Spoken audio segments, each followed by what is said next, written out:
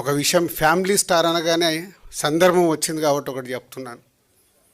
డెఫినెట్గా family star అని title పెట్టినప్పుడు చాలామంది ఏమనుకున్నారంటే విజయ్ దేవరకొండ ఏదో స్టార్గా చూపించడానికి పెట్టారు అనుకున్నారు.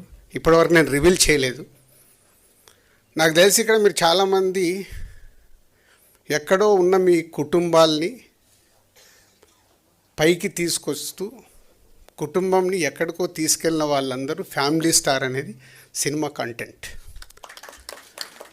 ఇప్పుడు నేనున్నాను, ఇప్పుడు శ్రీనివాస్ రెడ్డి గారు ఉన్నారు, నారాయణమూర్తి గారు ఉన్నారు. మా అన్నీ ఎక్కడో మామూలుగా స్టార్ట్ అయిన మా రంగంలో మేము వచ్చి ప్రయోజకులై ఈరోజు మా కుటుంబంని సొసైటీలో ఒక రెస్పాన్సిబిలిటీ కుటుంబంలాగా చేశామంటే మాలాంటి వాళ్ళందరూ మీలాంటి వాళ్ళందరూ ఫ్యామిలీ స్టార్. అదే ఫ్యామిలీ స్టార్ కథ.